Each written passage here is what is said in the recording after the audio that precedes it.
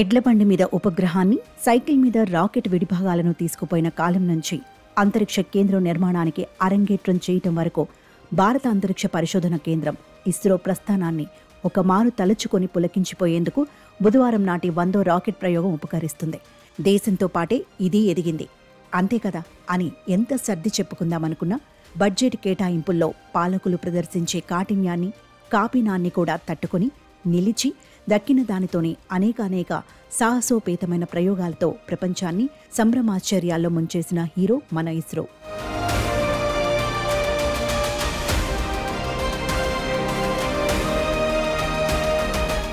శ్రీహరికోటలోని Satish Dhawan space సెంటర్లోని 2వ launch pad నుండి మొన్న చేసిన సెంచరీతో ఇస్రో కీర్తి పతాకం గగన వీధుల్లో రెపరెపలాడింది.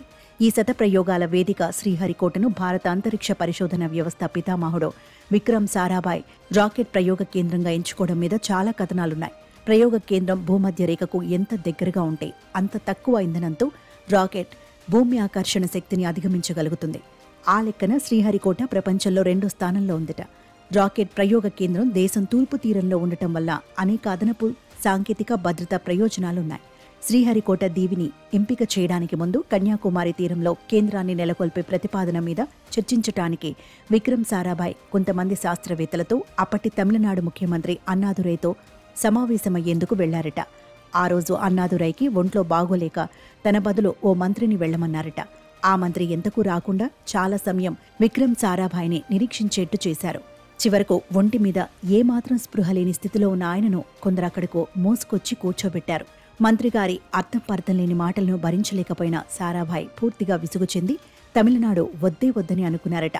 సరిగ్గా అదే సమయంలో 26,000 ఎకరాల శ్రీహరికోట దీవిని ఇచ్చేస్తామంటూ ఆంధ్రప్రదేశ్ ప్రభుత్వం చొరవ చూపడంతో సారాభాయ్ సంతోషంగా దానిని స్వీకరించారని సుప్రసిద్ధ శాస్త్రవేత్త నంబి నారాయణ్ తన ఆత్మకథలో రాశారు. సారాభాయ్ ఆదేశం మేరకు ఇస్రో శాస్త్రవేత్త ఆర్ఎం వసగం తమిళనాడులోని 2 ప్రాంతాలను రాకెట్ ప్రయోగ కేంద్రం కోసం గుర్తిస్తే అప్పటి డీఎంకే మంత్రి అనుచిత ప్రవర్తనతో అది ఆంధ్రప్రదేశ్కు తరలిపోయి పులికాట్ సరస్సున వెలిసింది. గత ఏడాది డీఎంకే మంత్రి ఒకరు కులశేఖరపట్నం లాంచ్ ప్యాడ్ శంకుస్థాపన సందర్భంలో విడుదల చేసిన పత్రికా ప్రకటనలో ఇస్రో రాకెట్ బదులు చైనా రాకెట్ బొమ్మ వాడటంపై తమిళనాడు బీజేపీ అధ్యక్షుడు విమర్శలు చేసిన సందర్భంలో 6 దశాబ్దాల నాటి ఈ గతం తిరిగి తెరమీదకు వచ్చింది.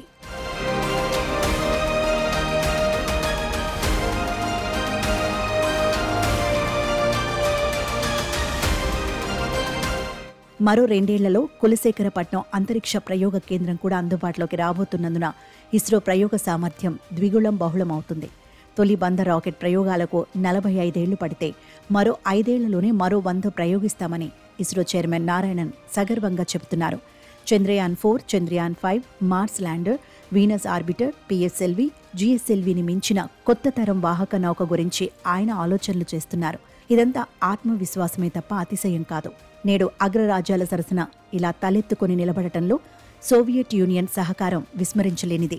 ఆ తర్వాత సదరు సహకారానికి, పరిజ్ఞానం బదలాయింపుకి అడ్డుపడుతూ అమెరికా మనను పెట్టిన కష్టాలు స్వదేశీ పరిశోధనలకు ఊతమిచ్చాయి. అదిలింపులు, బెదిరింపులు, అవమానాలు అధిగమించి సొంత కాళ్ల మీద ఎదిగిన ఇస్రో గగనయానాలు, చంద్రయానాలు, సూర్య నమస్కారాలు, అంగారక అధ్యయనాలతో ప్రపంచాన్ని ఆశ్చర్యపరుస్తోంది. ఆంగ్ల చిత్రాల కంటే తక్కువ ఖర్చుతో అంతరిక్ష యాత్రలు చేసి వస్తోంది. ఒకే మారు 100 ఉపగ్రహాలను విభిన్నమైన కక్షల్లోకి వెదజల్లగలిగే సమర్థతను పెంచుకొని 550 ఉపగ్రహాలను నింగికి చేర్చింది. విదేశీ ఉపగ్రహ ప్రయోగ వ్యాపారం చేస్తూ దేశానికి సంపాదించి పెడుతోంది. అంతరిక్షంలో 2 ఉపగ్రహాలను అనుసంధానించి మళ్లీ విడతీసిన ఇటీవలి స్పేడెక్స్ విన్యాసం ఇస్రో సాధించిన మరో సాంకేతిక అద్భుతం.